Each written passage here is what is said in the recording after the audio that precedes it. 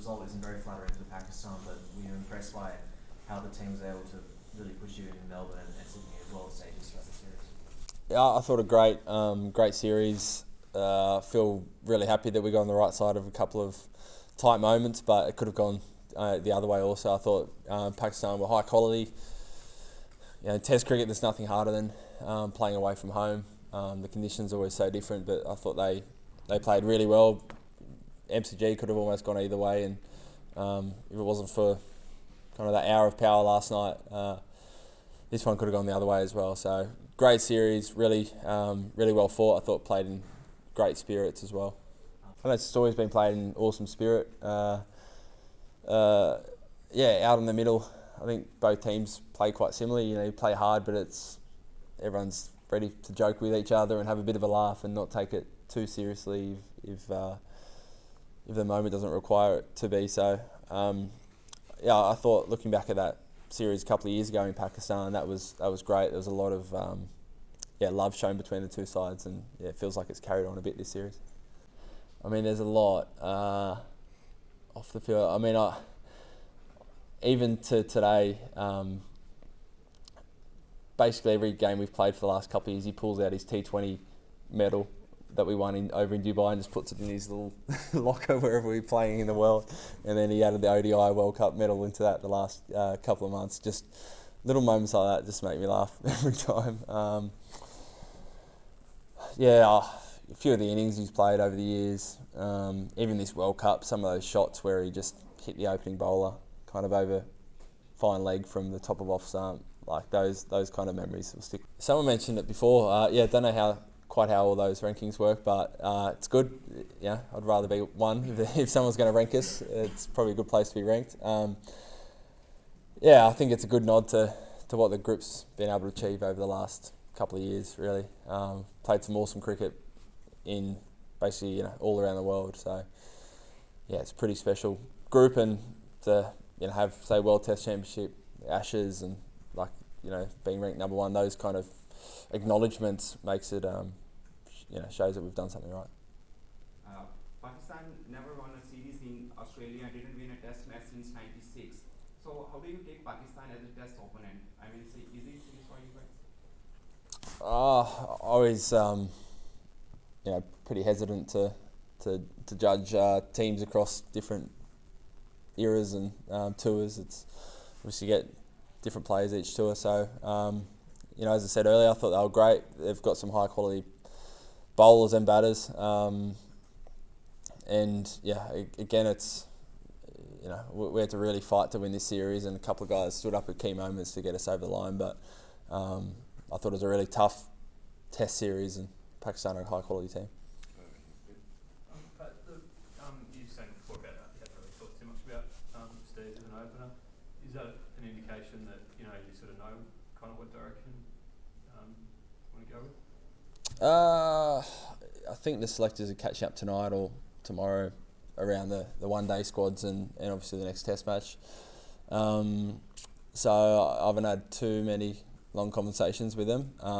But obviously Man and Smudge and Trav and even Marsh in more recent tours have been pretty impressive at 3, 4, 5 and 6, and Kez at 7. So first instance isn't probably to disrupt that, but we'll work it out. So can I, obviously it was a relief to find that David Warner's cap. Do you have any best guesses to kind of where what happened? It's probably not my story to tell, so maybe ask Davey. Pat, obviously player of the series, finished with 19 wickets, and we saw some big calls this week. I think Michael Vaughan said that could be the best Australian player since Bradman. But in terms of your bowling, do you feel like you're bowling as well as you kind of ever have in your career at this point? I feel like I've been bowling probably as well as I have for a couple of years in Test cricket. Just rhythm felt great, body felt really good. There's other times you bowl well and wickets don't really follow that, but fortunately a few wickets followed me the last couple of weeks, but really happy with how it's all going. Body felt great, felt fresh, felt like I could bowl where I wanted to, kind of go through the gears. So couldn't be happier. Is that a really important thing considering how big It is, yeah. Even by the end of the World Cup, bowlers are always carrying a few niggles. I felt a little bit sore and beat up, but after a few weeks rest, I was a bit surprised with how I turned up in Perth and felt really good. So after how much cricket we've played, to not really have any injuries and be able to put our first 11s, credit to the guys, but also the medical staff and the coaching selection, how they've managed us over the last year or two. So yeah, couldn't be happy with how it's all panned out. You mentioned Cummins as the C. Smith at opening debate or discussion. Were you surprised that he would want to move from number 4? And do you think it could potentially reinvigorate his batting or his career sort of like into his career at this point? It's funny, sometimes when Marnes walked out there and scored runs, Smithy jokes that he's going to race him out to bat at 3 the next game. So, not overly surprised. I forgot the other part of the question, sorry. What was it? At this point in his career, like, he's stepping towards the back end of it, like, could it be something instead of reinvigorating a new challenge to go up to the top of the order? Yeah, I don't know. Maybe chat with him throughout the week, but I'm pretty happy with his output at number 4. If he's desperate to try up the order, well, maybe we're open to it. So we'll work through that. But I feel like there's enough challenges in Test cricket wherever you bat. But I think even the World Cup was a really good lesson in no one owns a spot in a batting order. Just like some days we might mix up who opens the bowling.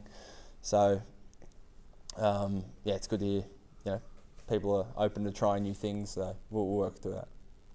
Just back to the tempo that Davey brought to the side, the way you want to play Test cricket and structure the side, would you like someone in that position capable of maybe not going 70 all the time, but getting close to what Davey brought in terms of strike rate? Do you think that's going to be an important part of the seed?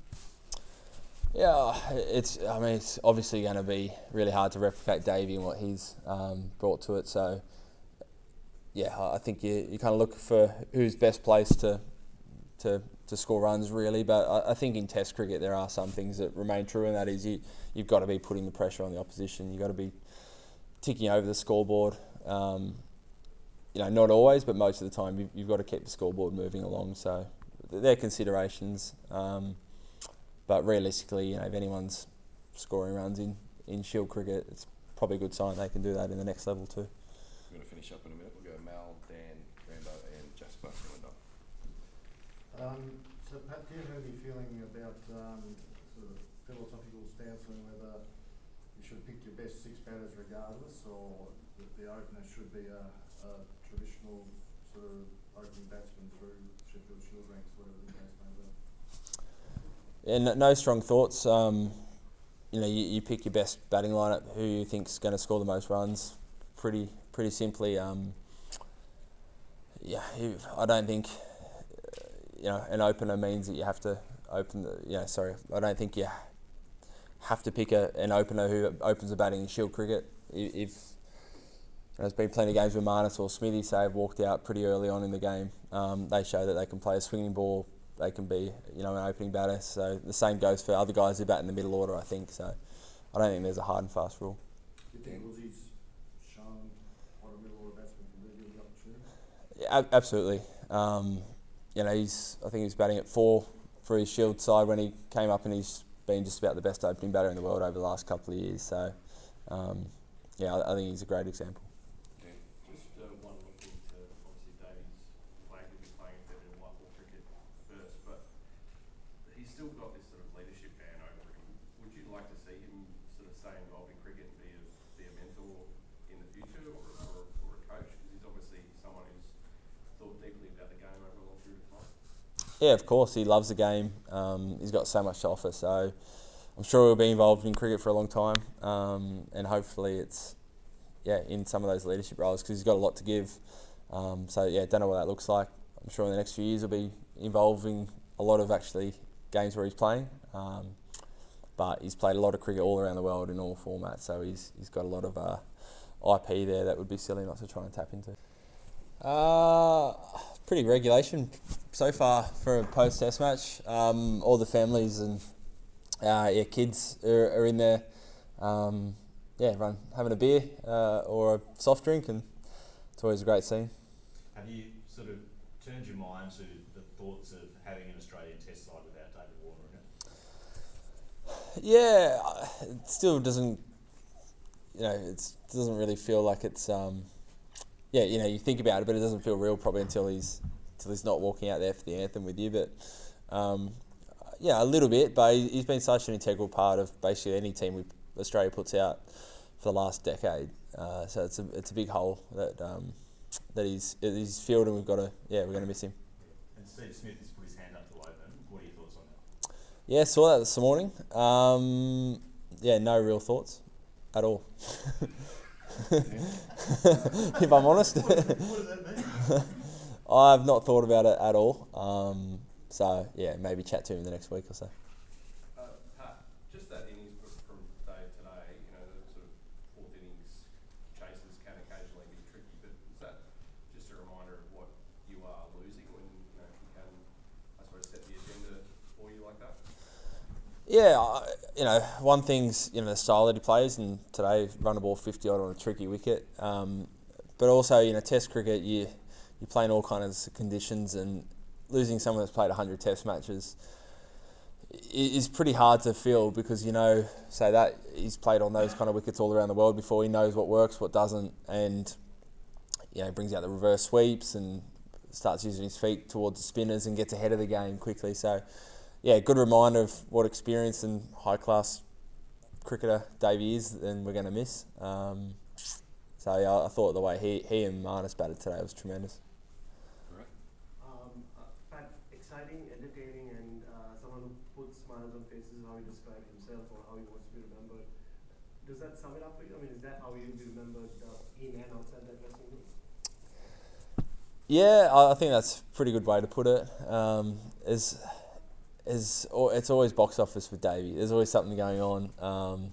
Even if he misses out in the runs, he does something in the field or he does a dance on the sideline. I think we're going to miss that. I think from a team point of view, we spend a lot of our lives on the road in hotel rooms when there's not much going on, but Davey always brings that energy to the group, excitement. Every group needs a couple of people like that, or else it can get pretty mundane kind of every day. So we're going to miss him. People talk a lot about his batting, Pat, but just you spoke about that energy, but in the field we saw during the World Cup as well, the times that the way he changes the ball, even now at 37. How much of that has played the role he plays for you guys, like when you're running in on a hot day with the ball in hand? It's huge. T20 cricket and one-day cricket gets himself out and he's diving all around, and then obviously really high-quality test slips fielder against spin as well, which isn't easy. But something that's always stood out for me is he's been playing now for a decade or so for Australia, a bit longer, and he just keeps showing up. He plays maybe 100 days of the year for Australia. Every day he shows up, and it's his energetic self when he's batting or he's in the field. He's always up for it, which it's easy to say, but at 37, after you've been doing it for that long all around the world, I think it's quite impressive.